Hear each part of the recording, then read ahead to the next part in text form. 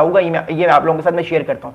कल लाल किले पे प्राइम मिनिस्टर मोदी साहब ने कहा कि India will build a Sudarshan chakra, a multi layered platform to integrate advanced surveillance, cyber protection and physical safeguards to protect its citizens and infrastructure from enemy strikes। मतलब कहने का मतलब ये कि आने वाले किसी भी साइबर अटैक को ये मतलब आने वाले किसी भी साइबर अटैक से बचने की ये जो है वो कुव्वत रखेगा और इस पर बहुत सारा काम होगा। देखिए आप लोग सब भी जो है वो ऑलरेडी मिलिट्री इक्विपमेंट्स को देखते होंगे, आप लोग भी मिलिट्री बुक्स को पढ़ते होंगे, आप लोगों को अंदाजा है कि जब भी साइबर अटैक होता है और अगर एक बड़ा सख्त साइबर अटैक हो जाए किसी भी कम्युनिकेशन सिस्टम में, तो आपके जो कम्युनिकेशन सिस्टम में फौजियों के जो मिलिट्री चेन ऑफ कमांड है वो एकदम से ब्लर हो जाती है, वो एकदम से जो है वो टूट जाती है, बेशक मिलिट्री जितनी मर्जी पावरफुल हो। And that's the reason why I am saying again and again कि आने वाले टाइम पे जो है वो आपको नजर आएगा कि इंडिया की जो कैपेबिलिटीज है, साइबर कैपेबिलिटीज, वो और स्ट्रॉन्ग करने की कोशिश करेगा और साइबर अटैक्स को बचने की कोशिश करेगा। जो हमने देखा कि 6 से 10 मई का जो कॉन्फ्लिक्ट हुआ,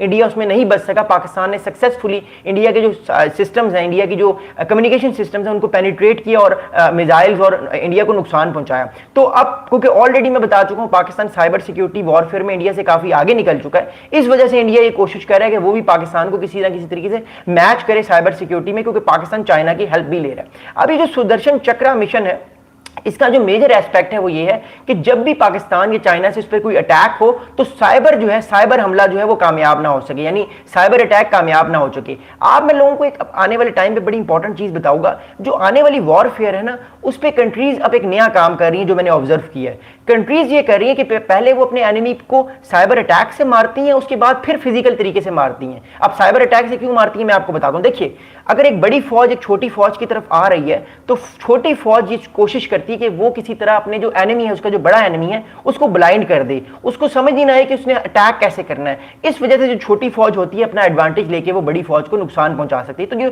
साइबर वॉरफेयर है, इसको जो एसिमेट्रिक वॉरफेयर भी कह सकते हैं आप, ये जो है इंफॉर्मेशन वॉरफेयर लेवल पे चीज आ चुकी है, जिससे बहुत ज्यादा दुश्मन को नुकसान हो सकता है। तो कहने का मतलब है कि इंडिया को भी अब इस चीज का अंदाजा हो गया और हम देखेंगे आने वाले टाइम पे इंडिया भी ऐसे इंस्टीट्यूशंस बनाएगा कि जिससे वो अपने आप को साइबर वॉरफेयर से बचा सके। क्योंकि ये जो अटैक्स हुए इंडिया में पिछले 2 महीने पहले जब पाकिस्तान इंडिया के दरमियान कॉन्फ्लिक्ट हुआ था 6 से 10 मई का, उस पर पाकिस्तान और चाइना ने मिलकर अटैक्स बहुत ज्यादा किए हैं, जिससे इंडिया को फील हुआ है कि हमने अपने आप को आने वाले टाइम पे स्ट्रॉन्ग करना है। अगर इंडिया स्ट्रॉन्ग नहीं करेगा तो और ज्यादा साइबर अटैक्स होंगे और इंडिया को और ज्यादा नुकसान पहुंचेगा।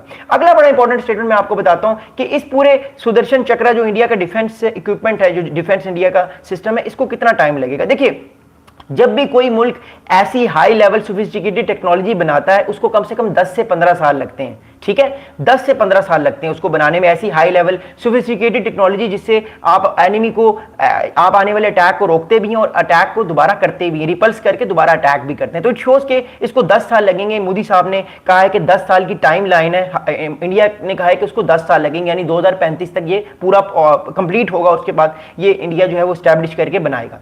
अब अगली इंपॉर्टेंट बात आपको बताऊंगा कि एक और इससे सुदर्शन चक्रा की एक बहुत बड़ी खासियत होगी, जो मैंने पढ़ा, जो मैंने एनालाइज किया, मैंने इंडिया के एनालिस्ट को पढ़ के समझा और अपना जो एनालिसिस मैंने बनाया, क्योंकि मैं खुद भी डिफेंस एनालिस्ट हूं तो मुझे इन चीजों का थोड़ा सा इल्म है। अच्छा, अब ये जो है ये लैंड, एयर और सी तीनों अटैक्स को रोकने की सलाहियत रखता है। मिसाल के तौर पे अगर इसके ऊपर कोई फाइटर जेट अटैक करेगा इंडिया के किसी टेरिटरी पे तो ये उसको रोकेगा। अगर ये जो है अगर एयर से अटैक होगा, अगर लैंड से अटैक होगा, मतलब जमीन से कोई पाकिस्तान या चाइना के जमीन से इंडिया पे अटैक करते हैं, किसी मिसाइल को फेंकते हैं तो उसको रोकेगा। अगर फाइटर जेट से फेंकते हैं उसको रोकेगा। और अगर कोई सी से कोई मिसाइल फेंका जाता है इंडिया पे समुद्र के सबमरीन से तो ये उसको रोकने की कोशिश करेगा। अब मैं आप लोगों को बता दूं ये करेगा क्या। The missile will integrate advance surveillance, interception and counter attack capabilities to enable swift neutralisation of threat across air, land and sea domains. अब मैं आपको थोड़ा सा एक चीज को समझाने की जो है वो कोशिश करता हूं। देखिए एक बात को याद रखिएगा, जब भी कोई मिसाइल आ रहा होता है ना किसी कंट्री से किसी कंट्री की जगह, तो इसके बहुत सारे डिफरेंट स्टेजेस होते हैं। मैं आपको आसान अल्फाज में वो स्टेजेस बताता हूं कि स्टेजेस होते हैं। देखिए जब भी कोई मिसाइल जो है सबसे पहले दूसरे कंट्री के अंदर आ रहा होता है, सबसे पहले वो मिसाइल उड़ता है, वो मिसाइल उड़ के दूसरे कंट्री की लैंड में जाता है। तो होता यह है सबसे पहले कि जो एयर डिफेंस सिस्टम है वो फौरन एक्टिवेट हो जाता है, रेडार सिस्टम ऑलमोस्ट एक्टिवेट हो जाता है।